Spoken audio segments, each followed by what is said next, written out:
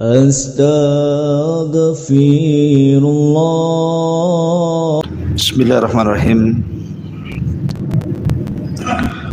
Assalamualaikum warahmatullahi wabarakatuh.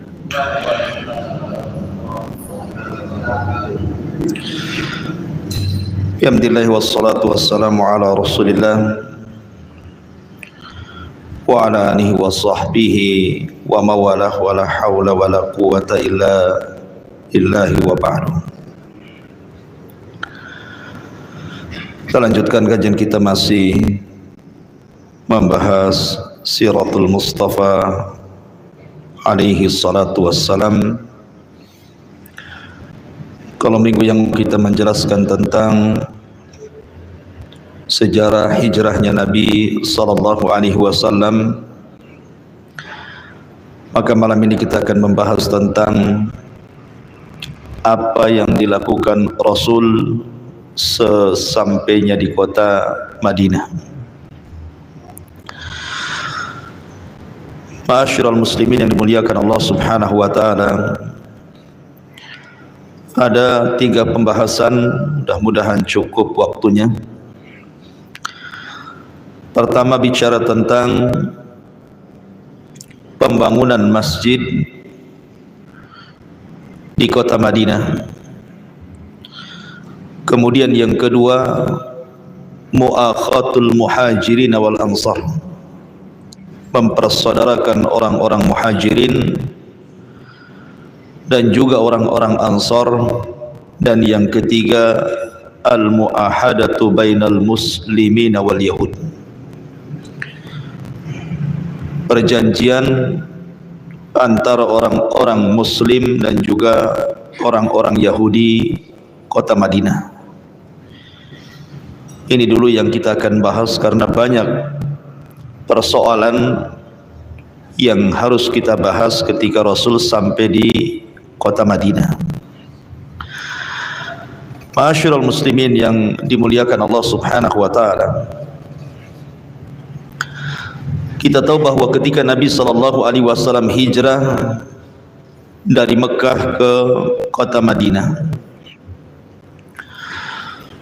banyak sahabat Nabi sallallahu alaihi wasallam yang ikut hijrah dan hampir sebagian besar ikut hijrah. Tetapi justru salah satu putri Nabi sallallahu alaihi wasallam tertinggal di Mekah. Zainab bintu Rasulullah sallallahu alaihi wasallam, anak putri beliau yang paling besar, justru tidak ikut hijrah karena tertahan dengan suaminya Abul As ibn Rabi. Karena ketika itu Abul As ibn Rabi masih kafir. Sementara Zainab sangat cinta dengan suaminya, begitu juga suaminya sangat cinta dengan Zainab. Bahkan kedua pasangan suami istri ini menjadi percontohan kecintaan rumah tangga. Maka dari itu Zainab tidak ikut. Makanya ketika terjadi perang Badar, Abul As ibn Rabi justru ikut memerangi Rasul, suami Zainab ini, karena dipaksa oleh Abu Jahal dan kabilah-kabilah musyrikun Arab untuk terlibat dalam perang ini. Tetapi Allah Subhanahu wa taala takdirkan Abul As ibn Rabi ini tertawan.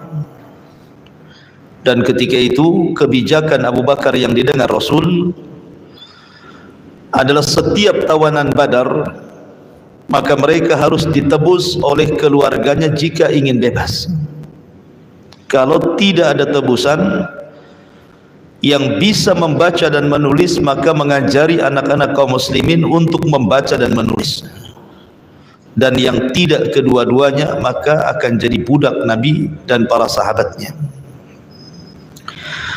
Maka berdatanganlah harta yang banyak dari Mekah untuk menebus keluarga mereka.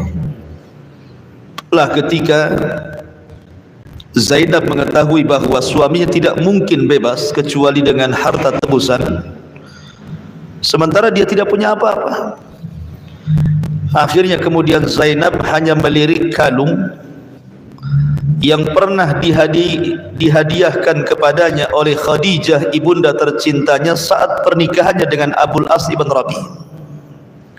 Itu yang bisa dia berikan untuk menebus suaminya. Maka akhirnya kemudian kalung tersebut dikirim oleh saudara daripada Abul As ibn Rabi ke Madinah agar bisa menebus suaminya Abul As ibn Rabi. Ketika Nabi SAW mengetahui kalung tersebut, Rasul menangis. Karena bagaimanapun kalung itu kalung istrinya Khadijah, yang dihadiahkan kepada Zainab saat pernikahan Zainab dengan Abul As ibn Rabi. Maka sahabat heran kenapa ketika melihat kalung itu kenapa Rasul menangis. Maka sahabat bertanya, ada apa dengan anda wahai Rasul? Maka Nabi SAW menceritakan tentang kisah kalung itu. Tahukah kalung ini adalah hadiah istriku tercinta kepada Zainab yauma zafafi, di hari pernikahannya. Kalau kalian berkehendak maka kembalikan kalung ini kepada pemiliknya dan lepaskan suaminya. Akhirnya kemudian Abul As ibn Rabi pun dilepaskan dan kalungnya dikembalikan dengan syarat sesampainya Abul As ibn Rabi, Zainab harus dipulangkan ke Madinah. Dan ketika itu Zainab sedang hamil.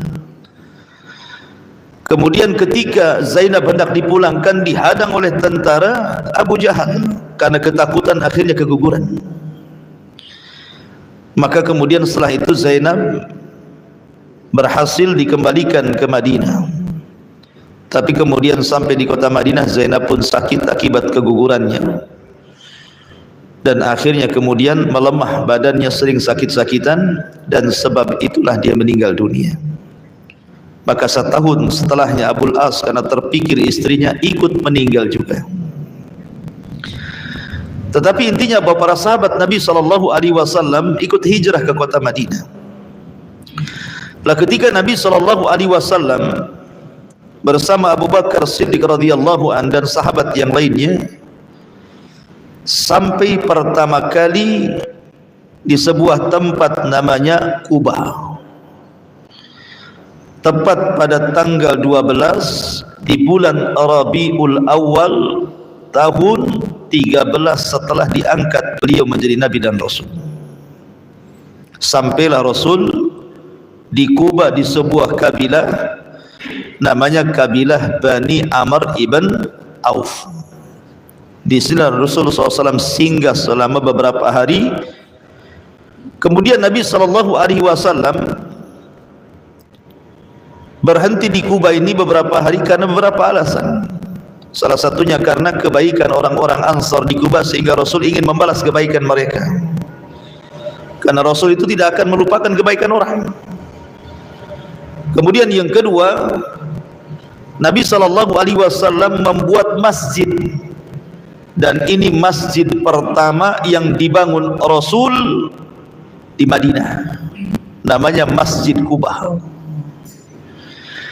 Tetapi Nabi SAW tidak langsung membangun sampai jadi, tidak. Nabi SAW hanya membangun sampai kepada pondasinya saja. Bahasa kitanya mungkin peletakan batu. Maka Nabi SAW mengangkat batu besar untuk meletakkan pertama kali di arah kiblat Masjid Quba, yang ketika itu kiblatnya masih ke Baitul Maqdis, belum ke Masjidil Haram. Bayangkan Nabi SAW mengangkat batu,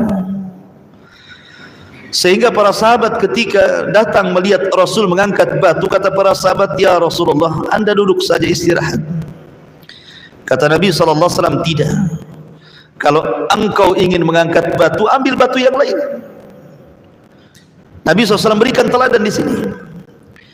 Maka Nabi SAW kemudian meletakkan batu persis di kiblat masjid. Kemudian datang Abu Bakar Siddiq radhiyallahu anhu membawa batu, kata Rasul, letakkan di sampingnya. Kemudian Umar bin Khattab radhiyallahu anhu mengambil batu, kata Rasul, letakkan di sampingnya lagi. Lihat bagaimana di sini Nabi ingin menunjukkan bahwa orang-orang Muhajirin juga ikut terlibat dalam pembangunan Masjid Quba di daerah Ansar. Nabi ingin melibatkan bahwa orang-orang Muhajirin bukan hanya sekedar bertamu, tapi mereka saudara orang-orang Ansar. Maka dilibatkan dalam pembangunan Masjid Quba ini. Lah kemudian setelah Nabi SAW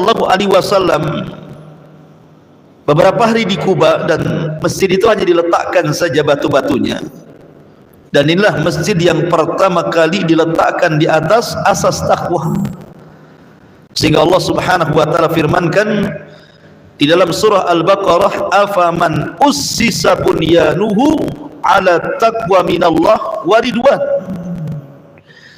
Maksudnya adalah Masjid Quba, masjid yang pertama kali dibangun di atas fondasi ketakwaan kepada Allah Subhanahu wa taala. Nanti ada cerita, karena di samping Masjid Quba itu orang-orang munafik membuat masjid juga di situ, yang dalam sejarah disebut Masjid Dirar namanya.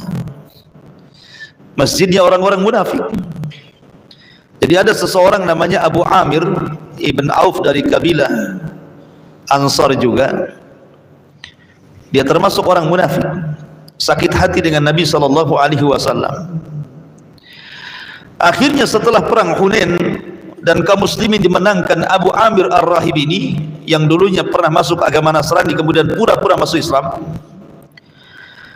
ingin menghancurkan Rasul dan para sahabat yang ada di Madinah dengan minta bantuan kepada orang-orang Romawi.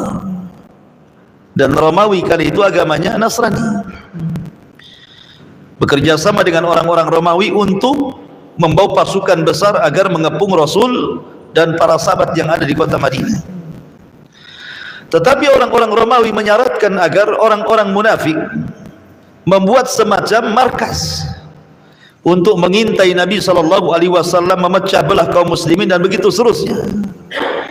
Maka Abu Amir Ar-Rahib kemudian memerintahkan orang-orang yang semacamnya membangun markas. Dibangunlah satu masjid yang disebut dengan Masjid Dirar namanya. Masjid Dirar yang dijelaskan dalam surah At-Taubah, walladzina takhadu masjidan diraran wa kufran wa tafriqan bainal mu'minin wa irsadan liman haraballaha wa rasulah.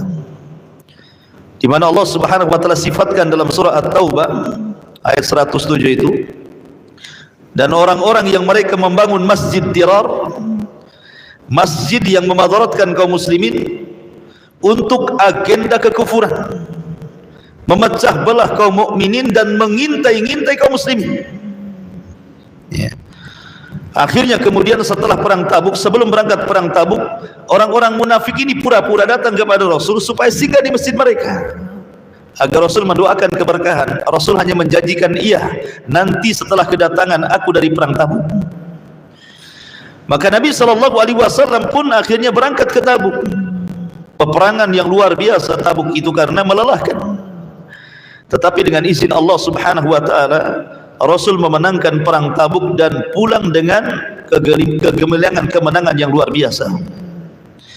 Ketika Nabi SAW hendak berangkat ke Masjid Dirar untuk mengunjungi masjid tersebut dan meresmikannya, tiba-tiba malaikat Jibril datang memberitahu agar Rasul jangan masuk ke masjid itu, karena masjid itu dibangun orang munafik dalam rangka agenda kekufuran, pemecah belah dan pengintaian.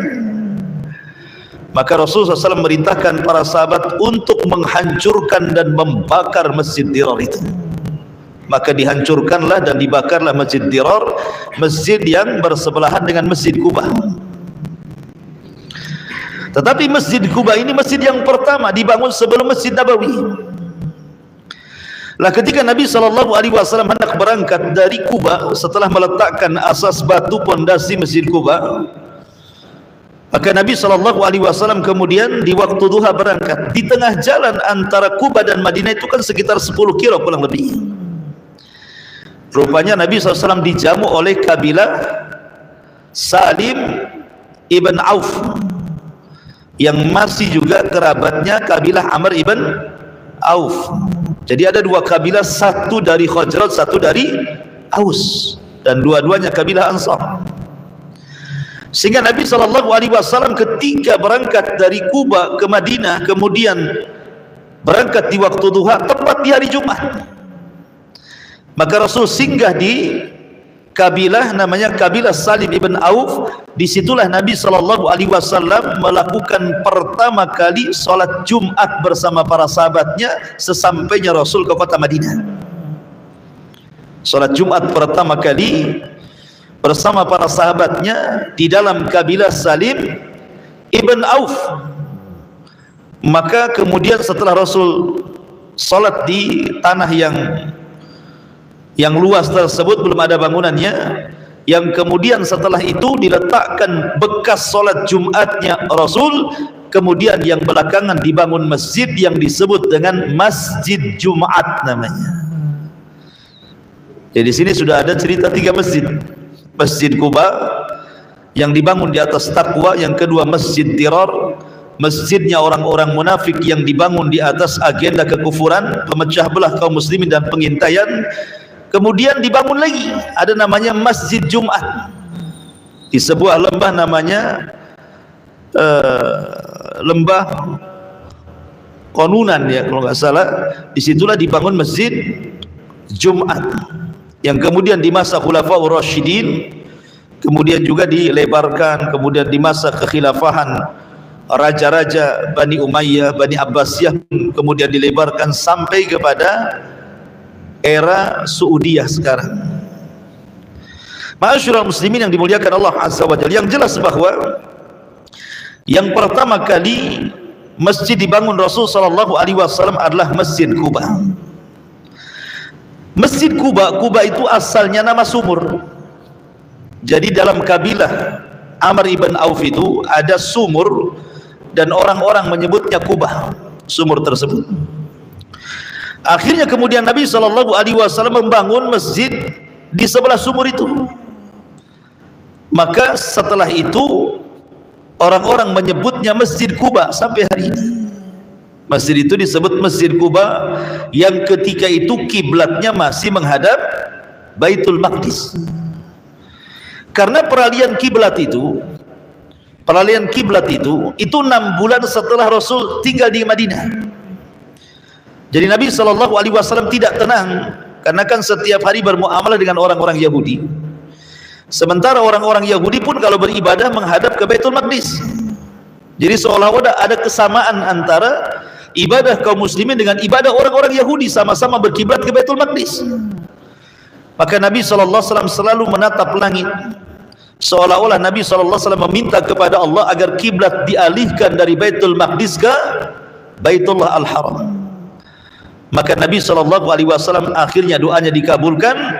Kemudian Allah Subhanahu wa taala firmankan, qad nara taqalluba wajhika fis sama, sungguh kami telah melihat bagaimana wajahmu wahai Muhammad terus memandang langit. Falanwalliyannaka qiblatan tardaha, maka kami akan palingkan ke kiblat yang kau sukai. Fawalli wajhaka inda syatratil masjidil haram. Sekarang arahkan, palingkan wajahmu menuju Masjidil Haram. Lah sejak itu kaum muslimin menjadikan Masjidil Haram menjadi kiblat setelah peralihan sebelumnya kiblatnya menghadap Baitul Maqdis. Masalahnya ada cerita. Ketika peralihan kiblat itu, orang-orang yang di Masjid Kuba itu tidak dengar perintah peralihan kiblat dari Baitul Maqdis ke Baitul Al-Haram itu. Sehingga ketika mereka sedang sholat subuh, ada yang mengatakan sholat asar, jadi mereka itu sudah mendapatkan 1 rakaat subuh. Baru kemudian datang penyeru yang diutus Rasul untuk memberitahuan penduduk Kuba bahwa kiblat itu sudah dipalingkan. Sementara mereka 1 rakaat pertama menghadap Baitul Maqdis. Jadi ketika ruku pada rakaat kedua, tiba-tiba ada teriakan dan mengatakan, ala wa innal qiblata qad surrifat. Kiblat sudah dirubah loh, bukan ke Masjid Baitul Maqdis lagi tetapi ke Masjidil Haram. Subhanallah, para sahabat yang sedang sholat subuh di Kuba, posisi mereka sedang ruku, langsung berputar 180 derajat. Yang tadinya menghadap Baitul Maqdis, ketika ruku langsung mutar dia, ketika ruku itu ke Baitullah Al-Haram. Selepas salat mereka mengadu kepada Rasulullah, Rasul, bagaimana salat kami yang rakaat pertama itu? Karena kami hanya menghadap kiblat pada rakaat kedua. Maka Rasul terdiam sampai turun ayat bahwa Allah Subhanahu wa taala tidak akan menyia-nyiakan salat mereka. Tetap artinya bahwa rakaat pertama dengan rakaat kedua nilainya sama di hadapan Allah Subhanahu wa taala. Ma'asyiral muslimin yang dimuliakan Allah Subhanahu wa taala.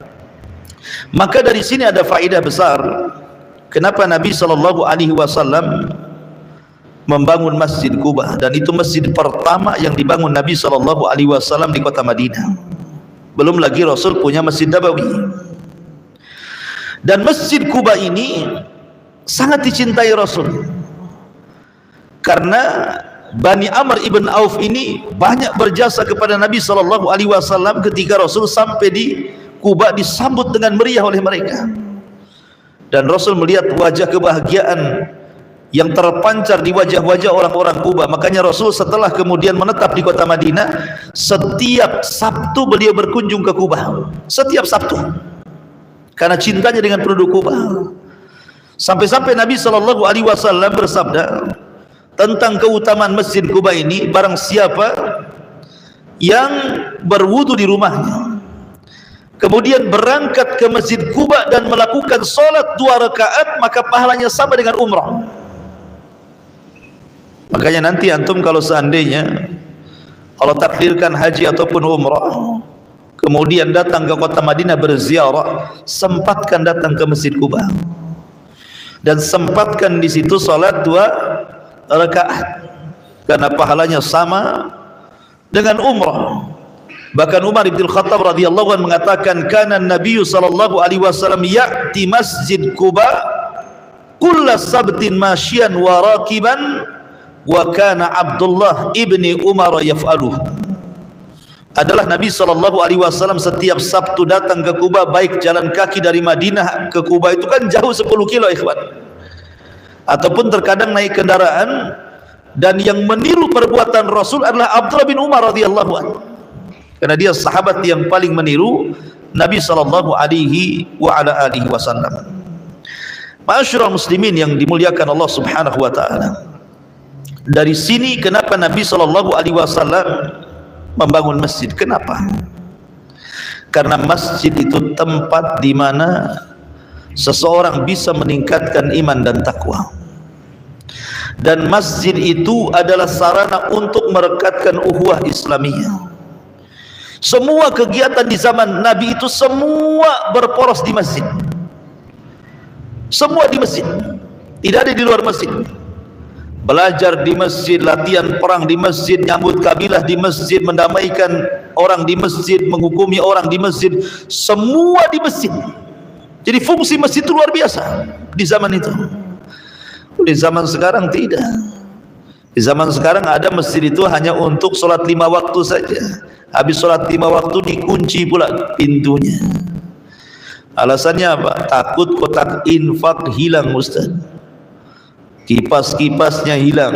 Mungkin kalau sekarang ada AC gini nih, habislah AC itu.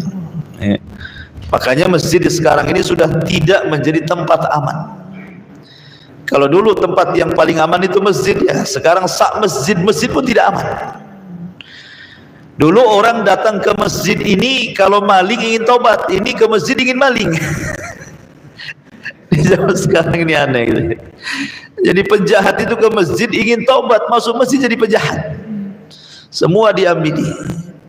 Zaman dulu ke masjid itu mungkin maling yang remeh-remeh, sandal paling yang hilang. Sekarang bukan sandal lagi, sak kipas, sak mikrofon, semua, sak kotak infak, bukan infak ya, sak kotak-kotak hilang.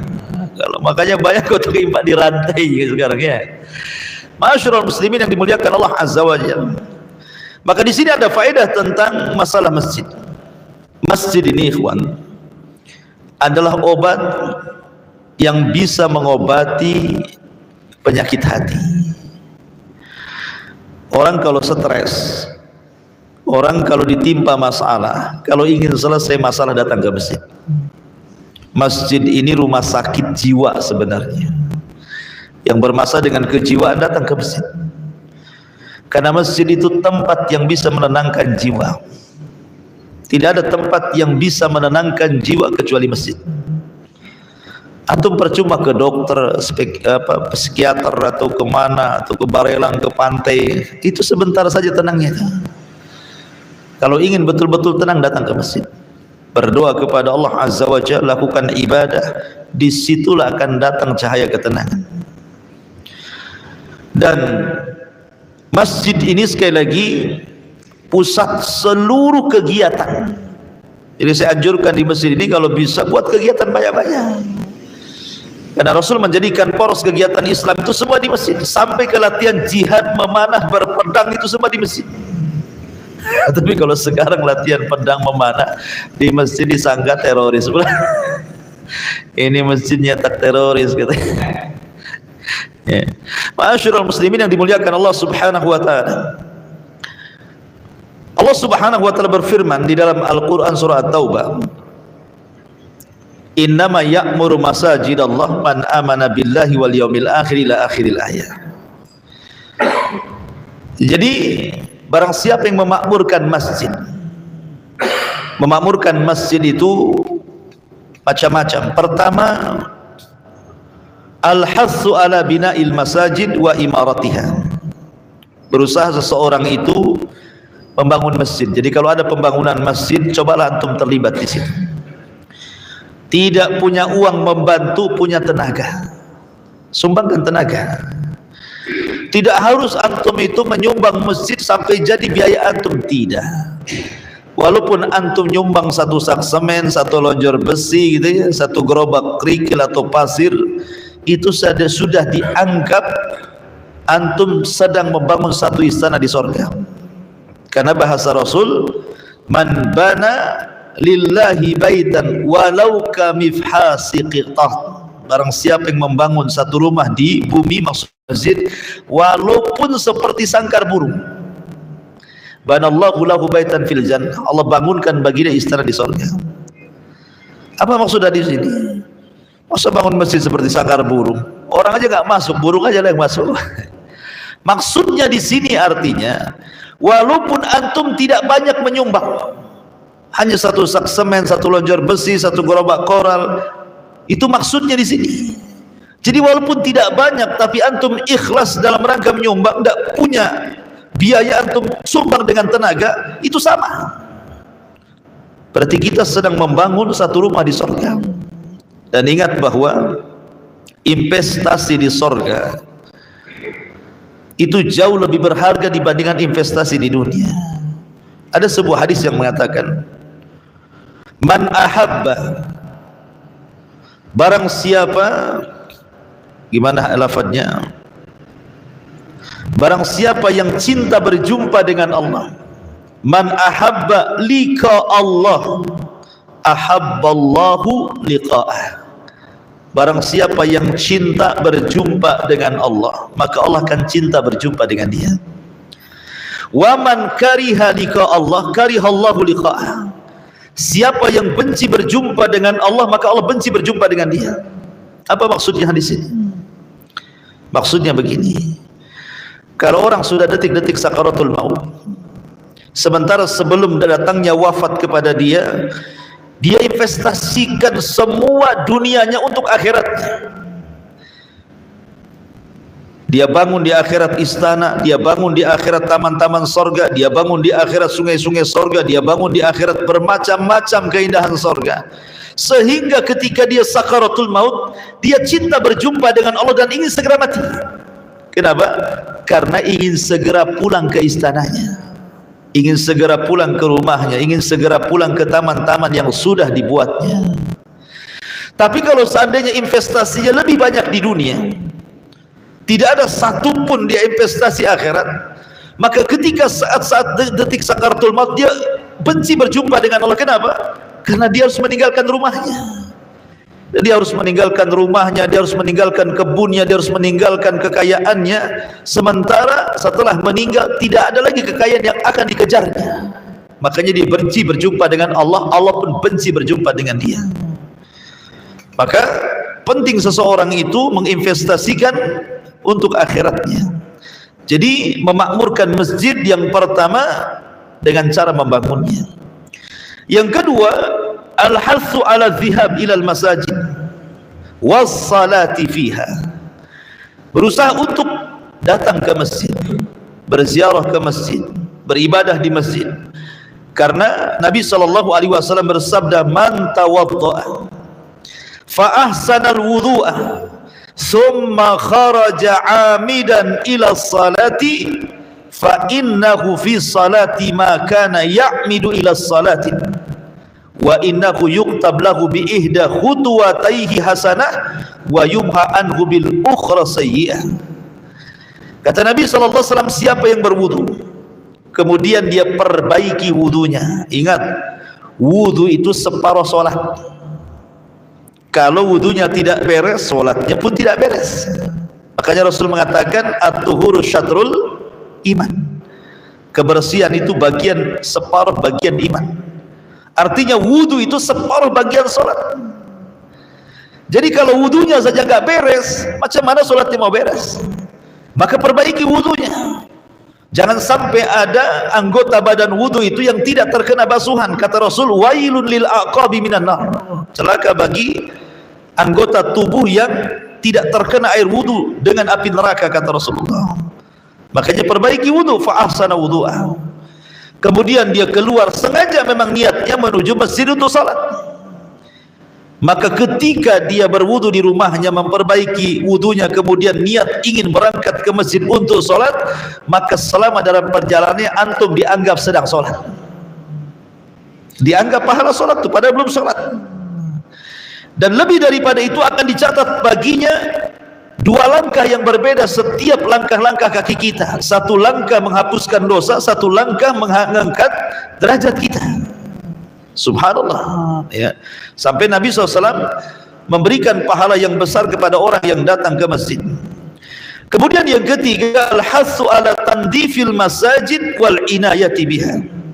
Termasuk memakmurkan masjid itu artinya membersihkan masjid, jangan mengotorinya, dan berusaha untuk punya perhatian kepada kebersihan masjid itu. Di zaman Rasul ada seorang wanita berkulit hitam, suka nyapu masjid. Jadi kalau ada wanita itu, masjid Rasul itu bersih. Jadi suatu malam wanita itu meninggal dunia dan Rasul tidak tahu. Ketika melihat keesokan harinya masjidnya tidak rapi, Rasul bertanya, kemana wanita yang suka menyapu masjid ini? Kata sahabat, semalam dia meninggal Rasul. Rasul marah dan mengatakan, kenapa kau tidak beritahu diriku? Sahabat mengatakan, kami enggan Rasul, engkau sedang tertidur. Maka Rasul mengatakan, kenapa kalian tidak membangunkan aku? Sekarang tunjukkan kemana kuburannya. Maka akhirnya kemudian ditunjukkan kuburan wanita pembersih masjid itu. Kemudian Nabi SAW sholat jenazah di depan kuburan. Ini dalil dibolehkan sholat jenazah di depan kuburan. Ya, tetapi jangan ngadap kuburan, tetap ngadap kiblat. Kenapa dibolehkan sholat jenazah di kuburan? Karena sholat jenazah itu sholat yang tidak ada ruku, tidak ada sujud. Tapi kalau sholat ada ruku dan sujud, tidak boleh menghadap kuburan. Ya. Jadi bagaimana Rasul memberikan perhatian kepada wanita itu? Pada wanita itu, padahal wanita itu hanya membersihkan masjid saja, tapi demikian tingginya perhatian Rasul kepada wanita tersebut menunjukkan bahwa yang membersihkan masjid itu banyak pahalanya. Untunglah antum membersih masjid ini, pahalanya besar. Semoga Rasul pernah melihat ada seseorang yang meloncat-loncat tingkatannya di sorga, kadang-kadang di tingkat ini, kadang-kadang di tingkat itu, kadang-kadang di tingkat ini. Kemudian Rasul mengatakan, apa amalannya orang itu? Kemudian diberitahu bahwa amalannya suka membersihkan masjid. Kalau ada kotoran diambil, kalau ada kotoran diambil, gitu ya. Jadi sekalian antum ke masjid, nengok-nengok lah, entah ada pipet, ada apa, ambil, buang di luar. Itu sudah pahala besar itu. Ya. Taib ini yang ketiga itu bentuk memakmurkan masjid. Yang keempat, al-hathu ihtiramul masajid wa ma'rifatu hurmatiha.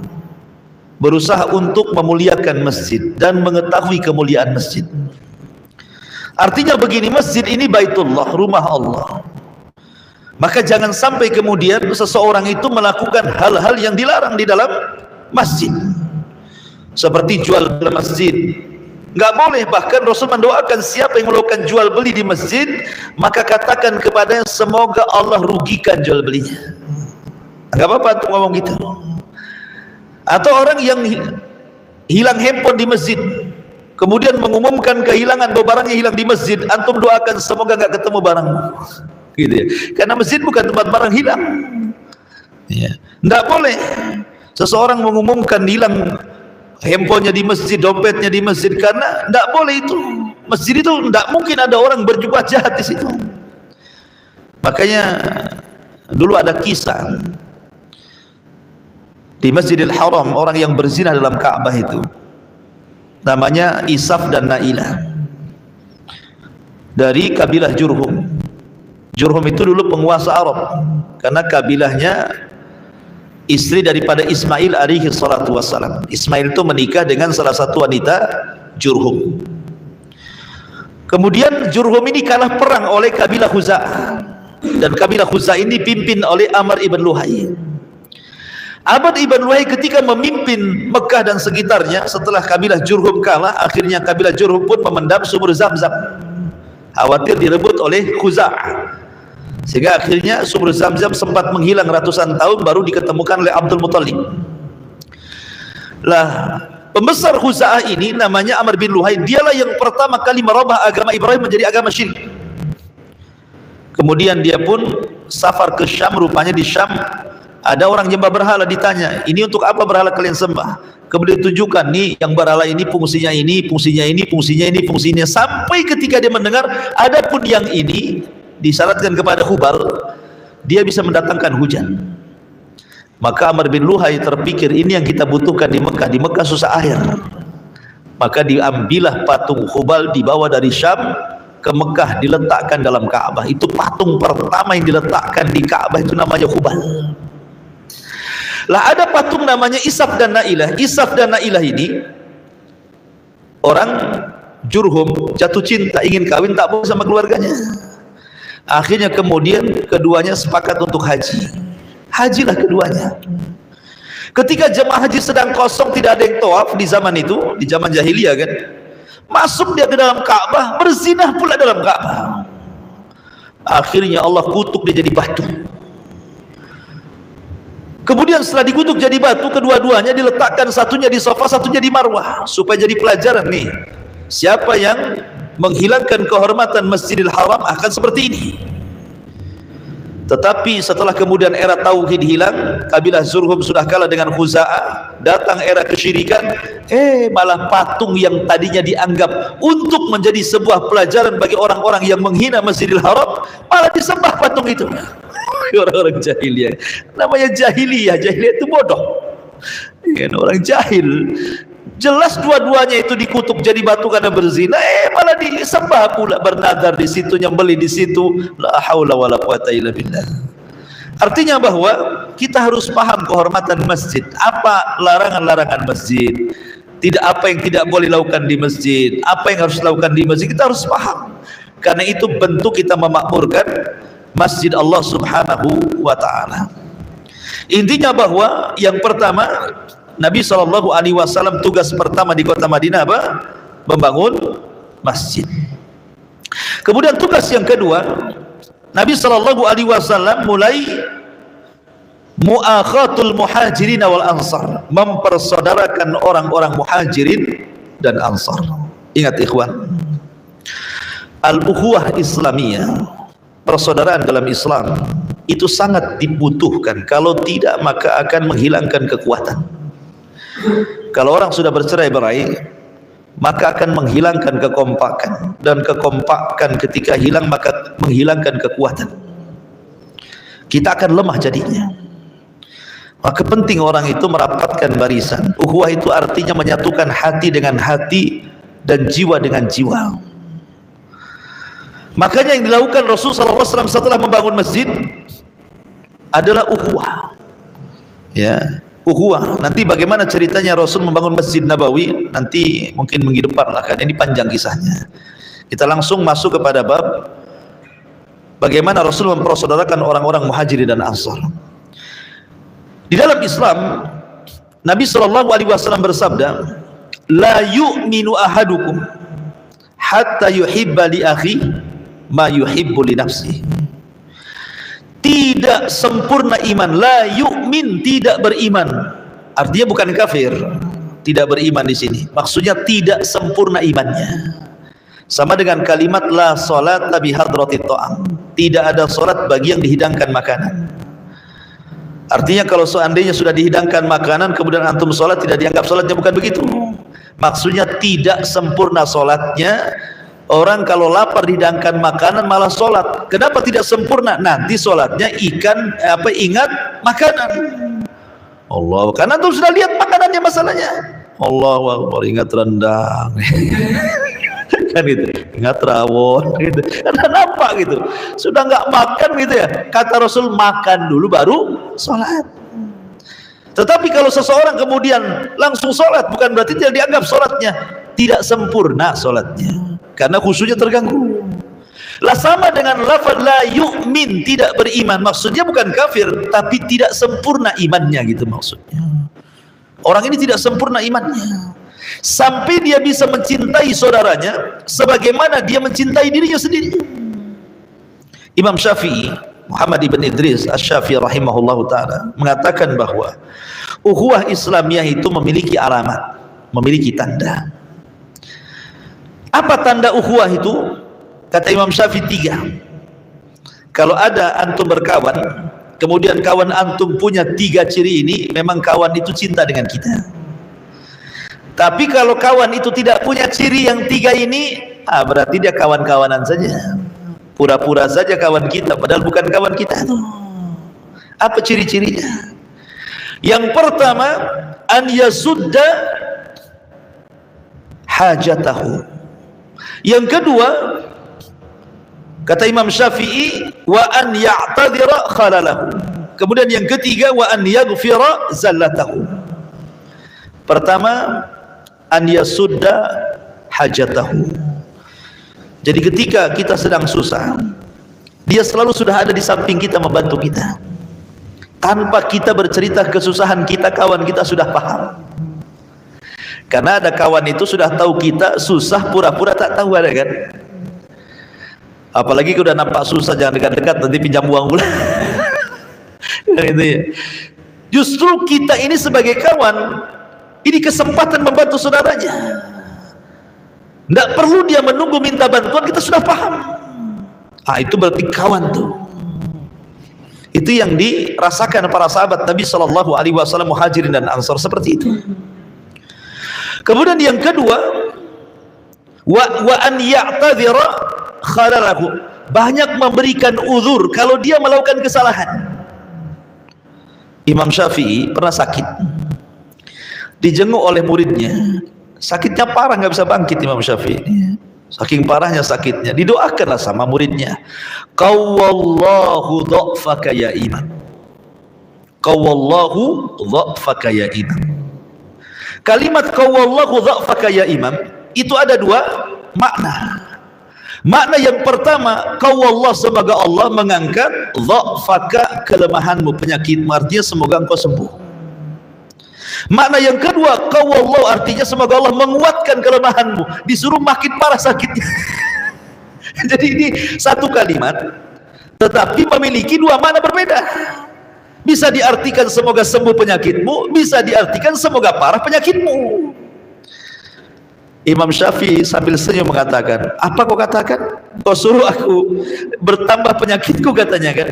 Kata muridnya, lah tidak Imam, saya tidak bermaksud seperti itu, katanya. Sambil senyum Syafi'i, saya sudah tahu. Walaupun kau mencela diriku, aku tidak akan menilai kau sedang mencela diriku. Memberikan uzur kan. Aku tahu bahwa maksudmu tidak seperti itu, kata Imam Syafi'i. Bagaimana Imam Syafi'i memberikan pelajaran kepada kita, memberikan uzur kepada saudaranya kan? Ini mah enggak. Banyak di antara kita ini kalau sudah banyak berikan jasa, ketika dia punya kesalahan, ini kesalahan yang diincar nih, kesalahannya yang terus dicerca gitu kan. Apalagi orang baik, apalagi sekelas ustadz biasanya gitu ya. Sekelas ustadz sudah memberikan ilmu, mengajar, sekali mungkin dia punya kesalahan, apalah ustadz, sudah usah belajar, itu tidak beres ustadz. Kan itu ya, biasanya seperti itu. Jadi terkadang kita ini kadang-kadang melihat ustadz itu, kalau bisa ustadz itu kayak malaikat, tidak sadar bahwa antum kayak iblis gitu. Jadi antum pengen ustadz jadi malaikat, antum pula jadi iblis berjalan. Jadi apa bedanya katanya? Nah, ada yang sempurna di dunia ini. Artinya apa? Berikan uzur. Berikan uzur. Suami istri saja, kata Nabi SAW, la yafruqu mu'minun mu'minatan in kariha khuluqan radiya khuluqan akhar. Tidak boleh seorang suami atau istri melihat pasangannya dengan pandangan sinis, tidak boleh. Kalau tidak suka dengan satu akhlaknya, lihat akhlak lainnya. Dia tidak suka dengan akhlak ini, tapi lihat akhlak yang lain masih lebih baik. Ditimbang mana buruk, mana baiknya gitu maksudnya, supaya tidak mudah mencela. Ya. Makanya ketika seorang itu dianggap mengikat ukhuwah Islamiyah, ketika dia banyak memberikan uzur. Kalau dia melakukan kesalahan, jangan langsung diponis kesalahan. Oh, mungkin dia ada masalah. Mungkin dia ada masalah yang kita tidak tahu. Mungkin begini, banyak, kasih kemungkinan yang banyak gitu ya. Jangan langsung menjustis. Kemudian yang ketiga, wa an yaghfira zallatahu. Mudah memaafkan kalau dia salah. Mudah memaafkan kalau dia salah. Sebab kalau seandainya susah memaafkan, susah seseorang itu mengingat persaudaraan dalam Islam. Makanya di sini gambaran, lihat gambaran orang-orang Muhajirin dan Ansar yang dipersaudarakan oleh Nabi SAW. Di antaranya Abu Bakar Siddiq radhiyallahu dipersaudarakan dengan Kharijah ibn Zuhair. Kemudian Umar dipersaudarakan dengan Itban ibn Malik. Kemudian Abdurrahman bin Auf dipersaudarakan dengan Sa'd bin Rabi. Kemudian Abu Ubaidah ibn Jarrah dipersaudarakan dengan Sa'ad ibn Mu'ad. Kemudian juga Zubair bin Awam dipersaudarakan dengan Salamah ibn Waqas. Kemudian Talha dipersaudarakan dengan Ka'ab ibn Malik. Mus'ab ibn Umar dipersaudarakan dengan Abu Ayyub, Khalid ibn Zaid atau Al-Ansari. Kemudian juga banyak sekali, tapi yang ingin saya kisahkan dua saja, atau mungkin tiga lah. Mungkin yang paling masyhur ceritanya siapa? Abdurrahman bin Auf dengan Sa'ad ibn Rabi. Abdurrahman bin Auf ini orang kaya, pembisnis hebat. Gara-gara hijrah semua kekayaannya habis karena disita oleh orang-orang kafir Quraisy. Jadi dia ke Madinah hanya bawa badan dan pakaian di badan saja, nggak dapat apa-apa karena semua kekayaannya disita. Tapi demi hijrah, faman kanat hijratuhu ilallahi wa rasul fa hijratuhu ilallah wa rasul. Memang hijrahnya karena Allah dan Rasulnya, maka dia akan dapat pahala. Dia lebih memilih pahala dibandingkan dunia. Datang dia ke Madinah, dipersaudarakan oleh Rasul dengan Sa'ad ibn Rabi. Sa'ad ibn Rabi ini orang kaya. Kata Sa'ad, ya Abdurrahman, aku memiliki dua rumah, pilih sana rumah yang mana yang kau mau. Lihat bahasa Ansar itu tidak mengatakan saya punya dua rumah, ini rumah ini punya saya, ambillah yang sana. Bukan begitu bahasanya. Suruh milih dua-duanya. Ini kan kedalaman kecintaan namanya. Suruh milih kedua-duanya, mana yang cocok ambil. Biar saya tinggalkan, kalau yang saya tempati saya pindah, gitu maksudnya. Cukup sampai di sini? Tidak. Saya memiliki dua kebun, dua-duanya penuh dengan pohon kurma. Coba lihat kebunku itu, mana yang paling banyak kurmanya, yang mana yang mau dekat panennya, aku ambil. Kemudian yang terakhir yang lebih ajaib, li salasa zaujat, aku memiliki 3 istri. Kau pandanglah 3 istriku ini, karena belum ada ayat hijab bisa memandang wajah wanita. Kau pandang 3 istriku ini, mana yang kau anggap cantik, kau tinggal tunjuk, ku ceraikan dia, tunggu masa idahnya, kau nikah dengan dia. Enak gak tuh? Disediakan rumah, disediakan kebun, sudah ada hasilnya, disuruh kawin. Apa kalau antum? Iya, mana. Ayo cepet gitu ya. Kalau kita ya. Apalagi datang dari Jawa, dari Medan, dari Padang, dari mana-mana ke Batam, memang ngadu nasib, ketemu pula Sa'ad bin Rabi. Wah, selesailah dunia ini milik antum, kan itu ya. Ya. Tapi Abdurrahman bin Auf itu tidak seperti kita jiwanya. Dia tolak semuanya. Dia tidak haji mumpung. Dia mengatakan Allahumma barik fi amwalika wa ahlik. Semoga Allah memberkahi semua hartamu dan semua keluargamu. Saya tidak berhajat untuk itu. Dullani ala suq. Tunjukkan pasar saja mana. Minta ditunjukkan pasar itu saja. Karena dia seorang cerdas, dia bisa berdagang tanpa modal. Masuk ke pasar, beberapa di pasar sudah jadi peniaga dia di Madinah. Lama-lama jadi kaya, bahkan orang paling kaya di Madinah Abdurrahman bin Auf itu. Al jaza min jinsil amal. Itu kisah Abdurrahman ibn Auf. Kemudian kisah Salman Al-Farisi yang dipersaudarakan dengan Abu Darda. Jadi Salman Al-Farisi ini orang Faris, orang Persia, bukan orang Arab. Seolah-olah Allah Subhanahu wa taala ketika tidak memberikan hidayah kepada Abu Jahal yang merupakan penduduk asli Mekah, maka Allah ganti dengan Salman Al-Farisi yang jauh-jauh dari Faris, dari Persia. Masuk Islam menggantikan Abu Jahal gitu ya. Ketika hijrah ke Madinah, dipersaudarakan dengan Abu Darda. Abu Darda seorang peniaga, seorang kaya raya sebelum masuk Islam. Tapi setelah masuk Islam, Abu Darda luar biasa. Dia tinggalkan dunia, dia fokus ibadah. Dia jadi orang zuhud dan qanaah. Masalahnya karena rajin ibadah lupa keluarga. Jadi istrinya itu tidak pernah diopeni dia, tidak pernah dilayani dia, tidak pernah ditiduri dia. Kalau malam dihabiskan sholat malam, kalau siang dihabiskan puasa sunnah siang. Nggak ada waktu untuk istrinya itu. Akhirnya istrinya karena tidak diperhatikan Abu Darda, ya seolah-olah wanita yang tidak punya suami. Akhirnya jarang dandan, kucal kumal gitu ya bahasa kitanya ya. Jumpalah istrinya Abu Darda dengan Salman. Salman heran, kok penampilan seorang wanita yang punya suami kok kayak gitu? Harusnya kan seorang wanita kalau sudah punya suami harus rajin dandan untuk suaminya maksudnya. Karena wanita itu kan di zaman itu berakal-berakal. Wanita sekarang akalnya entah di mana. Iya, kalau ke pasar saja dandan lipstik tebal gitu ya. Kadang-kadang bedaknya satu karung tuh. Tapi kalau di rumah dibuka baju semua, mulai dari dapur ruang tengah sampai kasur itu aja bajunya. Ganti-ganti gitu. Ya baunya itu lagi kan. Akalnya di mana wanita ini? Ya harusnya justru cantik itu ketika di rumah kan, ketika keluar ya biasa-biasa saja ya. Sehingga Abu Darda ini punya istri seperti itu. Salman heran gitu ya. Jadi minta aja loh Salman, kamu kok dandananmu kayak gini, kamu gak menghargai suamimu katanya.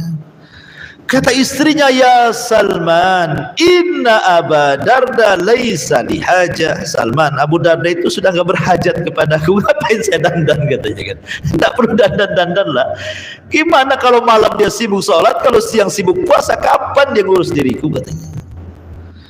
Akhirnya kemudian Salman mengatakan kepada istrinya Abu Darda, bilang sama Abu Darda, saudaranya mau datang. Karena dia persaudarakan dengan Abu Darda. Dan ingat bahwa persaudaraan dalam Islam di zaman itu sampai tingkat waris mewarisi. Bukan hanya saling membantu, sampai mewarisi. Kalau meninggal salah satunya maka hartanya diwariskan kepada saudaranya. Tetapi kemudian dihapus setelah perang Badar bahwa warisan itu hanya diberikan kepada keluarga saja. Yang ada saling membantu, menghormati, memuliakan dan begitu seterusnya. Jadi ketika Abu Darda mendengar Salman hendak berkunjung ke rumahnya, wah senang sekali, saudaranya mau datang tuh. Disediakan kamar yang indah, kasur yang empuk, disediakan makanan yang lezat gitu ya.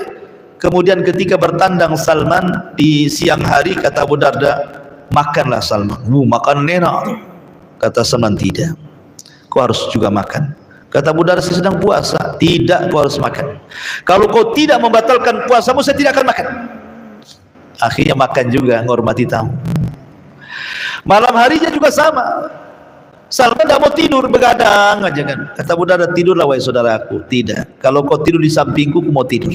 Tidak bisa, aku mau sholat malam. Tidak akan tidur saya. Paksalah dia tidur di samping Salman. Ketika di sepertiga malam bangun, Salman berikan nasihat, ya Abu Darda, sini, saya akan nasihati kamu. Ingat bahwa kamu itu harus punya 3 waktu yang dibagi. Sepertiga untuk Allah, sepertiga untuk menjaga kesehatanmu, sepertiga untuk keluargamu. Masa kamu habiskan untuk Allah? Sampailah nasihat Salman ke telinga Nabi SAW. Apa kata Rasul? Sadaqah Salman. Betul tuh apa dikatakan Salman.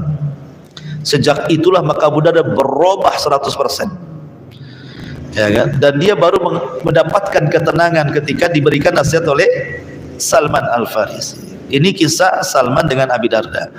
Kemudian Umar bin Khattab dipersaudarakan dengan Itban ibn Malik. Jadi Umar ini sudah sepakat dengan Itban ini, karena memang Umar lebih memilih tinggal di perbatasan Madinah, tidak di kota. Jadi Umar ini sepakat gitu kan, kalau ngaji ke Masjid Nabawi jauh jaraknya. Terkadang Umar harus kerja atau Itban pun harus kerja. Jadi sepakat keduanya, gini saja Itban, kau ngaji, aku yang kerja. Nanti separuh kerjaku hasilnya aku berikan kau separuh. Kau ngaji saja, tapi syaratnya kau pulang dari pengajian kau bagi ilmuku kepadaku. Sebagaimana aku membagi rizkiku kepadamu, maka kau bagi ilmumu kepadaku juga. Sepakat Itban. Maka jadi kalau Umar kerja, Itban yang ngaji. Nanti Umar dapat uang dibagi dua, Itban pun ilmunya dibagi. Kalau Itban yang kerja, Umar yang ngaji. Nanti hasil kerjanya dibagi dua, Umar pun memberitahu apa hasil pengajaran Nabi SAW. Begitu ikhwan. Ya, begitu para sahabat Nabi SAW sampai tingkat mereka itu tidak menganggap bahwa dunia itu berharga. Makanya Umar bin Khattab mengatakan di zaman Nabi, ini Umar bin Khattab yang ngomong, Abdullah bin Umar, putra Umar yang ngomong nih. Setelah Rasulullah wafat, apa kata Abdullah bin Umar? Dulu di zaman Nabi, bapak dan saudara itu lebih berharga dibandingkan dinar. Tapi di zamanku, Abdullah bin Umar, justru terbalik, dinar lebih berharga dibandingkan ayah dan saudara, katanya. Harusnya kata-kata ini cocok untuk hari ini kan. Betapa banyak coba sekarang yang gara-gara uang gak kenal saudara. Jangankan kenal saudara, orang tua aja gak kenal. Betapa banyak anak-anak yang durhaka dengan orang tuanya. Dia pergi ke Batam, berhasil di Batam, orang tuanya masih hidup, ditelepon pun tidak. Gitu ya. Makanya saya nasihatkan antum kalau punya orang tua ikhwan, kalau dekat kunjungi, kalau jauh telepon. Kalau sudah meninggal doakan. Karena apalah untungnya dunia ini sementara seseorang tidak dapat keberkahan orang tuanya. Karena bagaimanapun ridha Allah itu di tangan kedua orang tua kan. Apalagi keberkahan rumah tangga itu bukan hanya di harta, keberkahan itu ada dalam hati. Walaupun antum sekaya apapun, gak akan tenang hidupnya kalau orang tua tidak memberkahi kita anaknya. Makanya Imam Syafi'i pernah mengatakan, kalau seandainya orang tua berdoa satu kali saja untuk keberkahan anaknya dengan keikhlasannya, maka anak itu akan menjadi anak yang bahagia, sakinah, mawadah dan keluarganya. Tetapi sekarang banyak orang tua berdoa kebaikan untuk anaknya tetap saja tidak tenang hidupnya, tidak berkah hidupnya. Kenapa? Terlampau banyak anak menyakiti orang tua masalahnya, sehingga doanya tidak berkah. Maka di sini ikhwatul fiddin muliakan Allah Azza wa Jalla. Maka agenda yang kedua, Nabi SAW berusaha mempersaudarakan Muhajirin dan Ansar. Kemudian yang ketiga, al-mu'ahadatu bainal muslimin wal yahud. Rasul mengikat perjanjian antara dia dan kaum muslimin dengan orang-orang Yahudi. Begini ikhwan, kota Yathrib yang sekarang disebut Madinah itu, sebelum Rasul datang ke kota Yathrib, penduduk Yathrib itu dihuni oleh dua kelompok. Satu Yahudi, yang paling besar di situ ada 3 kabilah, Bani Qunaiqa, Bani Nadir dan Bani Quraidah. Kemudian orang-orang musyrik Arab, terdiri daripada Khazraj dan Aus yang belakangan disebut Ansar. Ini Yahudi dengan orang-orang musyrik ini selalu musuhan. Kadang-kadang perang antar kabilah, kadang-kadang diadu domba Khazraj dan Aus orang-orang Yahudi. Sehingga orang-orang Yathrib itu sehari-harinya mereka suka melakukan perang kabilah. Makanya Allah Subhanahu wa taala ingatkan dengan nikmat Islam, wadhkuru ni'mati allati an'amtu alaikum. Ingatlah kepada nikmat yang aku anugerahkan kepada kalian, il kuntum a'da, ketika kalian dulu saling musuhan kan gitu. Jadi sebelum Rasul ke Madinah itu orang musuhan di situ.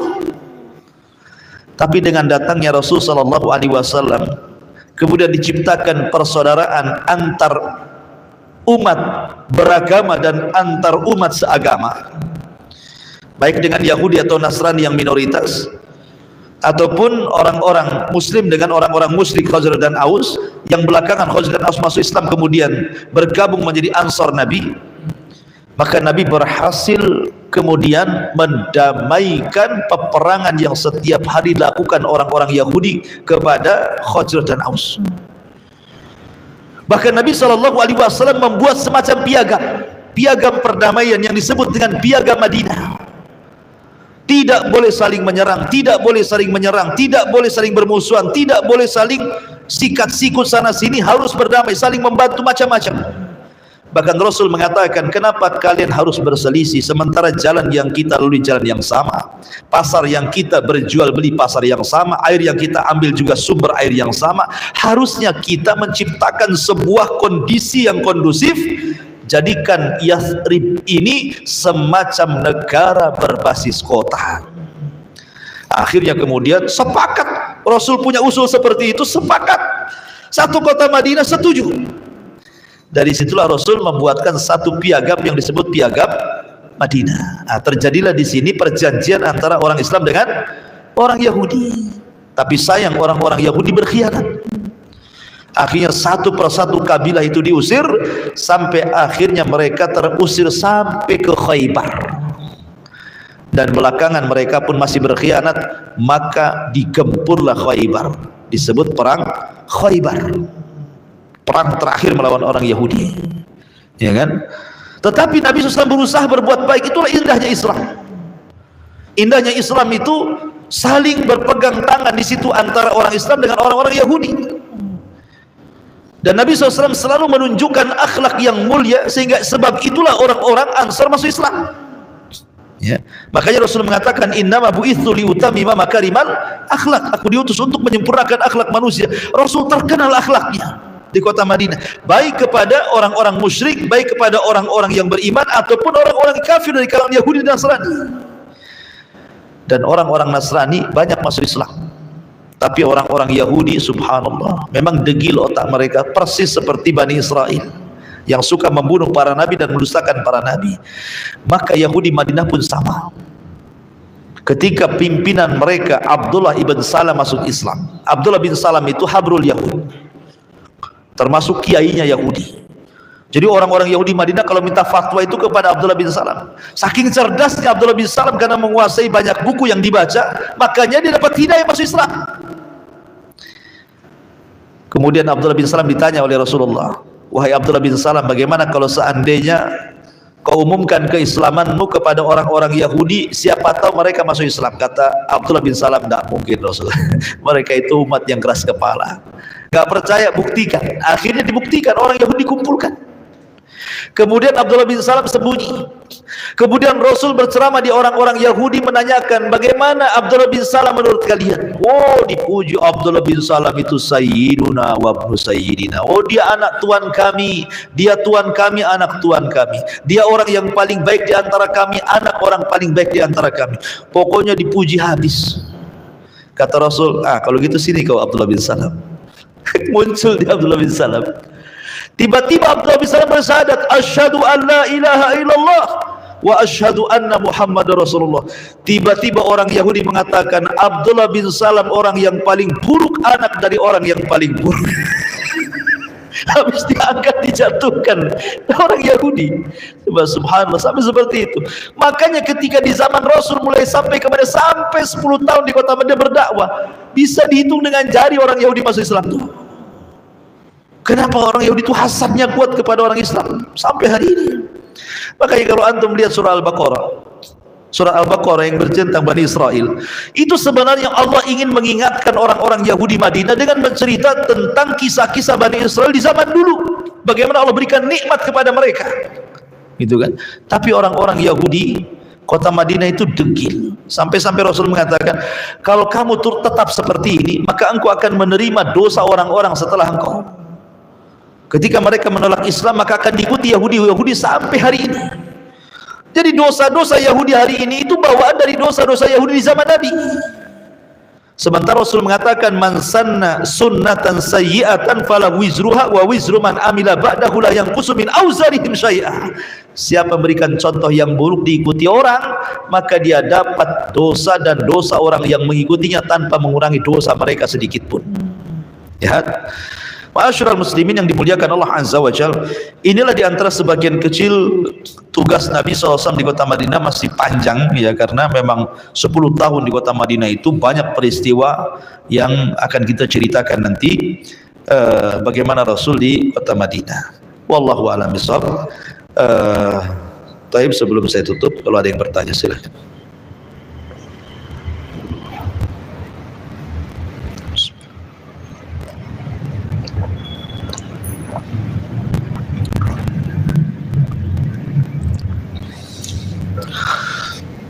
Baik, kita tutup saja. Subhanakallah bihamdika, asyhadu an la ilaha illa anta astaghfiruka wa atubu ilaik.